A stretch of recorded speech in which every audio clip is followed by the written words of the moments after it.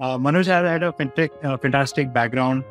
My education perspective, he studied commerce law and MBA from Delhi University. And the intent of the talk, Manoj, is to bring out these stories from people like you. Definition of courage is simple. It's about having conviction and confidence in yourself. Any role models, anyone whom you look up at from a courage perspective? We did 400 million because we didn't know it. We never wanted it. 1 million was huge for us.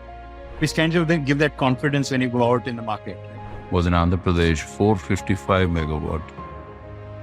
Fourth largest in the world at that time. Now, of course, people are building bigger plants. Every year on the Day of Excellence.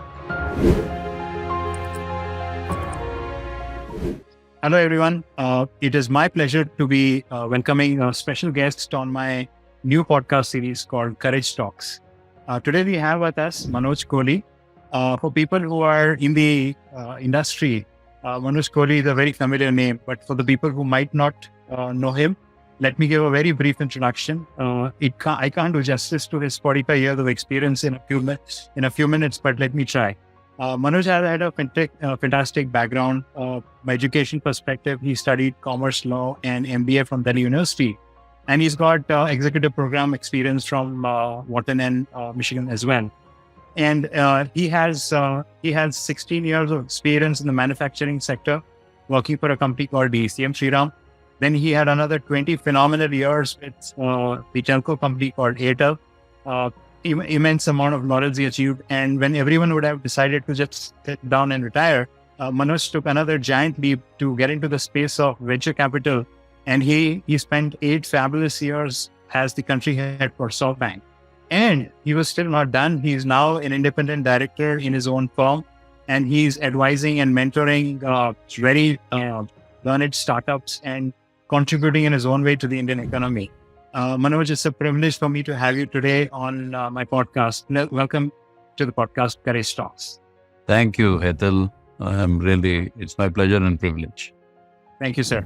And just for the listeners, Courage Talk is inspired by my book, Against All Odds, which is my biography about my father. And one thing which stood out in my father's life was the acts of courage, the acts of bravery which he performed despite being a common man.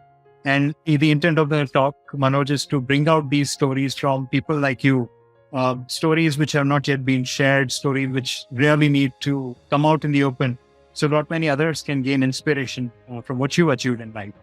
When I talk about courage, Manoj, what rings the bell, right? What is your definition of courage? My definition of courage is simple. It's about having conviction and confidence in yourself. Wonderful. That's nice. It's a conviction and confidence in your team, which works with you, which supports you day and night. So once you have yourself and your team having that courage or that confidence, I think you can do whatever you want to do. Wonderful. Courage is conviction in yourself and your team. Any role models, anyone whom you look up at from a courage perspective? Nelson Mandela. Wonderful. Great. He is the greatest.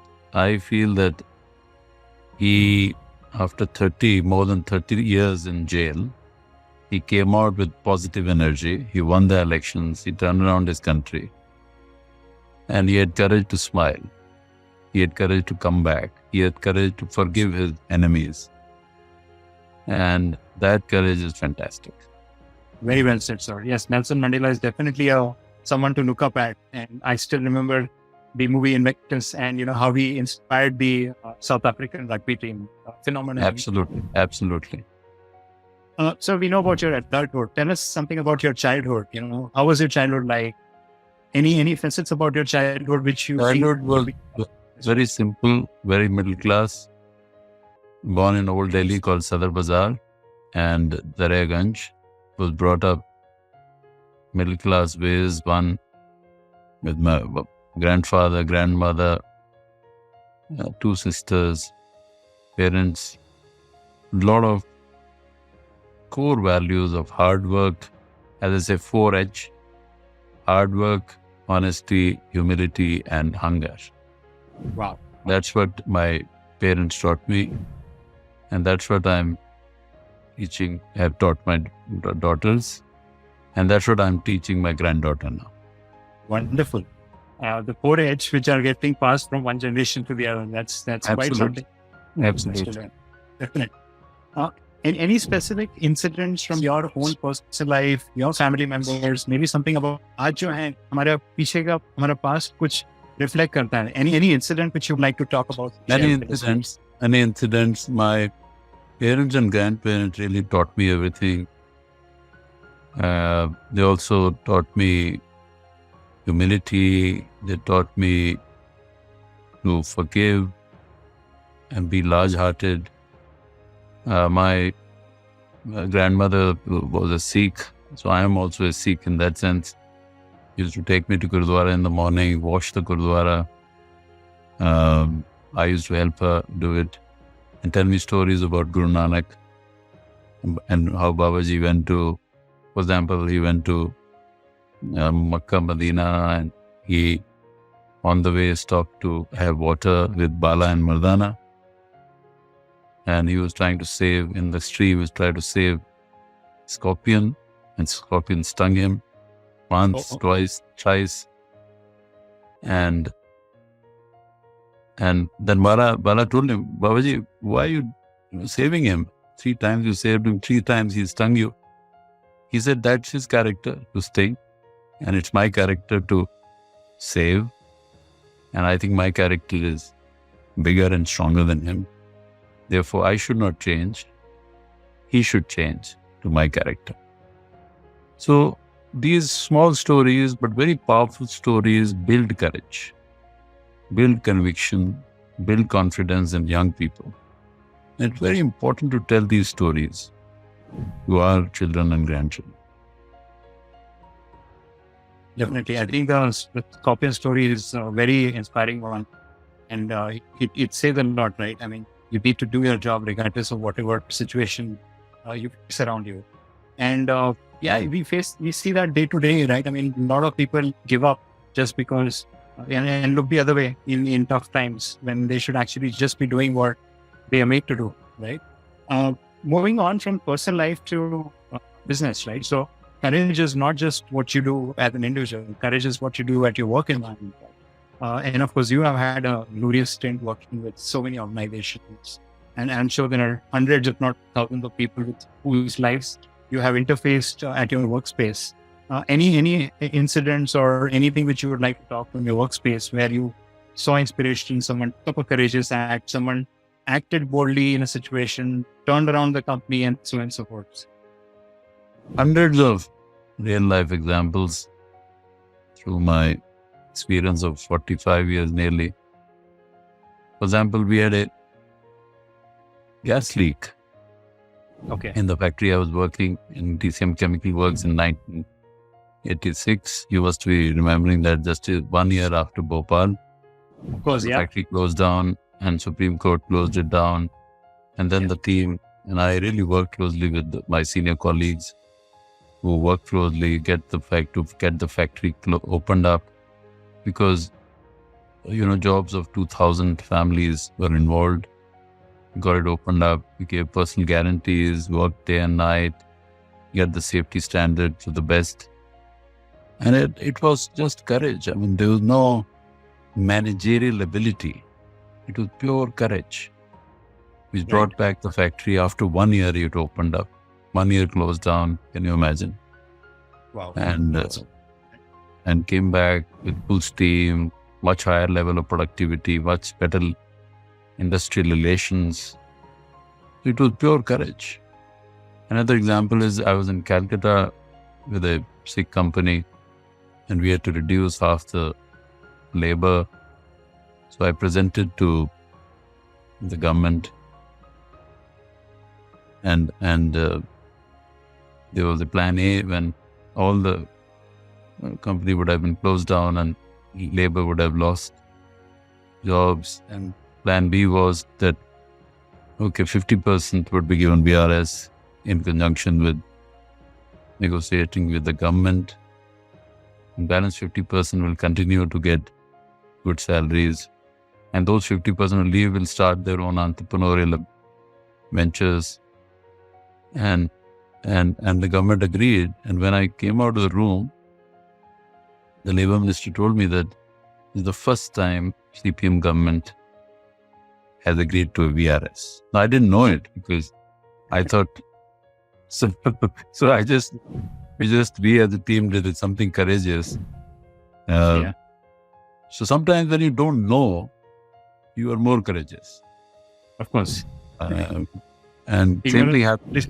Right. Ignorance is bliss. And I remember one of my colleagues in Airtel telling me after we crossed 400 million customers that, Manoj, we did 400 million because we didn't know it.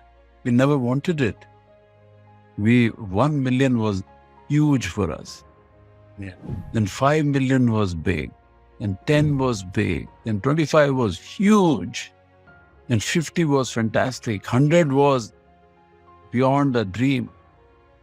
So around that time, around that time when we were 25 million or something, I could feel a bit of arrogance coming into the team. So I took them to Beijing to meet China Mobile. China Mobile was far bigger than us, great giant. And luckily the chairman of China Mobile gave a speech to inaugurate our leadership conclave. And by the end of the program, I could feel that now, जैसे कहते हैं ना, ऊंट पहाड़ के नीचे आया. So people got grounded. People said, no, we have a long way to go. We have a lot of courage to deploy. I remember launch of Kashmir itself was so courageous when we were the first private company to be in Kashmir. And it was very tough to lay down towers on top of 6,000 feet, 8,000 feet, build a transmission network between Jammu and Srinagar. Lot of trouble, but day and night we worked. The team was fantastic. There were many obstacles on the way, but we never stopped. We launched the service, including many villages on the border with China or Pakistan. So it was all courage. I mean, it was not normal work, day-to-day work that you go at 10 o'clock, come back at 5 o'clock. Launching in Northeast, and then winning every day. I think our slogan was to win every day. I think that was the slogan. And the day we lost, teams were very depressed, as if it's a personal loss. So it was very personal passion which won them in the market. And a lot of competitors, I don't want to name the competitors, but many competitors were 100 times or 1,000 times bigger than us. We defeated consistently because passion of our team was at the peak always. And we always respected them. We always recognized, rewarded, celebrated. We danced with them. We had a lot of family get-togethers. Yeah, I'm just saying it was a family victory. And the ownership of the brand and the business by each employee, 30,000 employees and 1 lakh outsourced employees, was so huge. So I think it was courageous. And then in Africa, I think it was similar kind of courage because very tough markets like Nigeria, Congo, Niger, Chad, Burkina Faso, and so many others, very tough markets. But the courage took us to leadership, courage took us to greater performance. Today, it has taken more time than we expected Africa to become high performance. But finally, we had great performance. The team has done a fantastic job. It's all courage. I mean, it's so courageous that because it is not normal. These things are not normal. For example, changing the brand Airtel in 17 countries in Africa overnight. So you sleep, the customer sleeps, there's a different brand, and when he wakes up, there's a different brand. Across 17 countries. I think it is courageous. It's not normal. So many such incidents.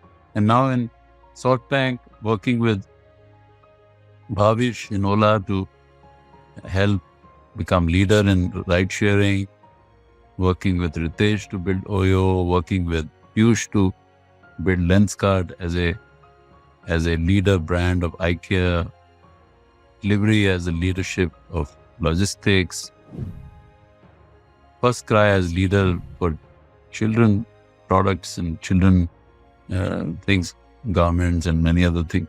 So each of these brand building, each of these startups and unicorns are really stories of great courage. And I'm glad that you touched the startup word, because, I many times talk about large enterprise versus startup. Large enterprise, regardless of whatever you say, there is still a cushion of a brand, right? There's an organization which is backing you, which kind of then give that confidence when you go out in the market, right?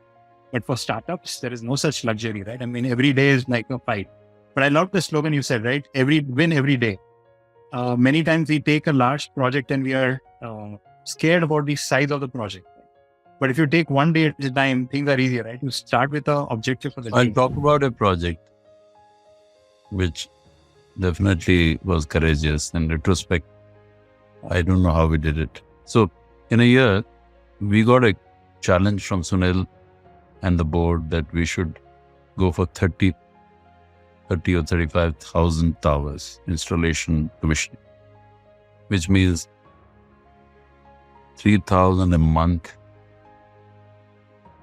100 a day, and one tower every 15 minutes. Wow. Now, these towers could range from 40 meters, 50, 60, even 100 meters, some transmission towers. Every tower had 35 or even more regulatory approvals required.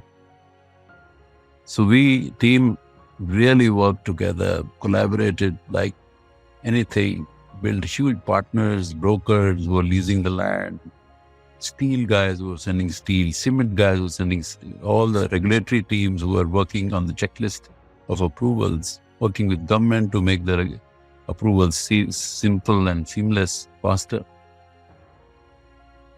And we nearly did 100%. We did about 99% or so. And I remember one day, in first of a month, my CTO, who's an American called Don Price, came to me and he said, Manoj, I missed the goal. Instead of 3,200, I'm doing 3,100 or so. I said, but why are you so sad? This is a world record. You can't set a world record and be sad. Yes, you missed the goal. We'll catch up later. Let's do celebration today. So lot of courage. Team was right on top. There was a lot of passion, ownership, enthusiasm, recognitions, and celebrations jointly with family and everyone, senior guys, junior guys, everyone of the team, even our vendors, they're all celebrating as one team.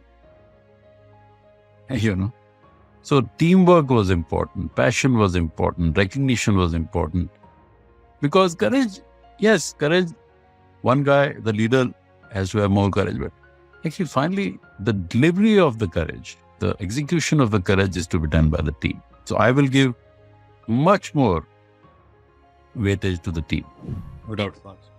No, I think wealth of experience, and I think the disadvantage for India as a size is that, we do some small thing, it could be like a huge thing for many other countries, right? 31 one thing is becoming clear now, especially in the last 10 years, that the scale of projects in India is bigger than anyone has done in the Western world. Like, for example, I remember the first solar plant I built was in Andhra Pradesh, 455 megawatt.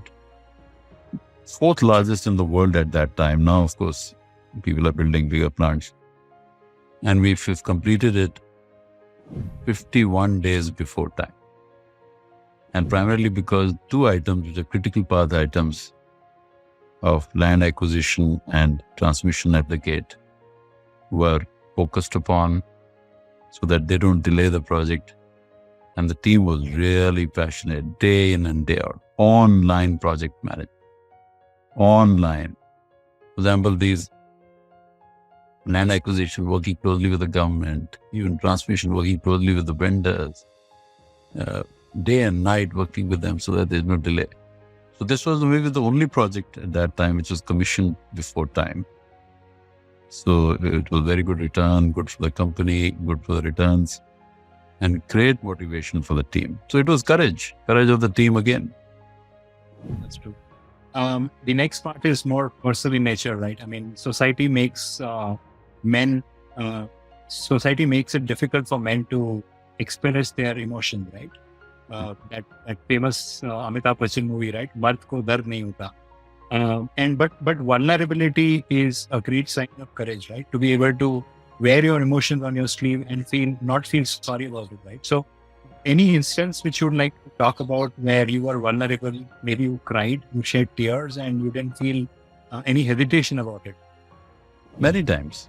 I feel that all the leaders are human beings, and trying to give them a godly status is fundamentally a wrong thing. All of us are humans. All of us have good days and bad days. All of us have successes and failures. All of us make mistakes. All of us cry. Some cry publicly, some cry privately. It doesn't matter. The point is that we go through all and up and down. But nobody sees that. People normally see the success, final success. But nobody sees what is behind that big success. And that only seen by you, maybe your wife or your spouse, or maybe your parents or children, some people very close to you, friends maybe. And I feel that I've gone through it so many times. I've never tried to keep away my vulnerability from my team. Never.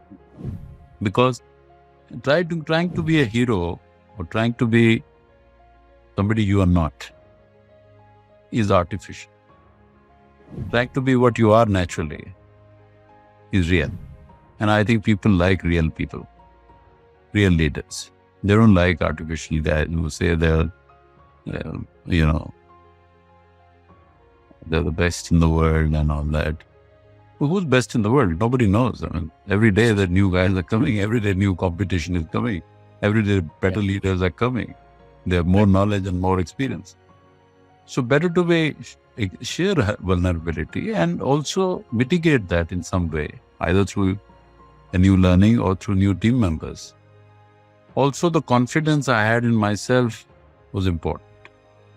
Confidence I had in my family to support me and my team to support me was very, very important. And finally, the confidence God gave me. Because when we do all this courageous acts, there is certain element of uncontrollables. That element could be 20%, 30%, sometimes higher. And that uncontrollable element is in God's hand, is not in my hands, neither in my team's hands. So you leave it to God, pray, and have confidence that God will hold your small finger and guide you through this tough time. And that happens. That has happened with me many, many times. So I can claim that I did it. Actually, I did do it. I think there was a superpower who helped me to do it. Because maybe I was not that capable. So being candid and open with your team is very, very good, very important. Interesting. Courage is also involved in acts of kindness, acts of compassion, acts of charity. Would you like to, and of course you would have multiple such examples. Anything you would like to talk? Something which आपके दिल को छू गया, right?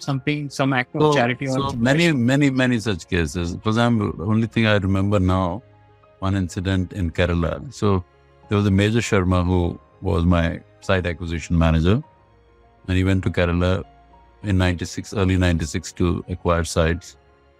And there was a monsoon going on, huge rains, and he was doing day and night work. He was not even sleeping. And I think he had an accident one night. He was traveling and it was raining, and he had an accident. His back got affected. He was hospitalized, and doctors said it's very serious. The spine has been affected, and he has to be operated. Surgery has to take place. So somebody called me. I said immediately, get him to the best hospital in Kochi. Get his wife there immediately. CEO, of course, was a fantastic guy himself. He himself did all this in Kochi. And his wife reached in the morning, and he was operated. It took us 2-3 months in the hospital to get him back on feet. So just to tell you, from that time when he came back to Delhi, he was okay. He couldn't walk fast, but he could walk slowly, work from office rather than travel too much. But his wife calls me every year on the day of accident for the last 25 years. And even after he passed away, he calls as a widow. She said that, I can't remember that day when you helped. I said, no, I didn't help. It was my duty and responsibility as a female colleague to, because somebody who's working day and night, it is my simple responsibility to go behind him and support him and his family. There are so many cases across my career where one has to be large-hearted. One has to rise to the occasion as a leader. You can't be small-hearted. You can't think small. You can't be transactional. You have to think very big. You have to be a good human being. Yeah, that's true. And this element, of course, we see many times, right? An employee or a colleague approaches us for some help. Now, one is the official version, and then the other is the whatever heart tells us, right? And sometimes, or many times, in fact, they are not aligned, right? You feel that what is being asked for, or what you're being asked to do, is not what humanity would ask you to do, right? Any kind of a mismatch of an example like this where you had to do something? I have never had this conflict in my life. My first job as a leader is humanity job.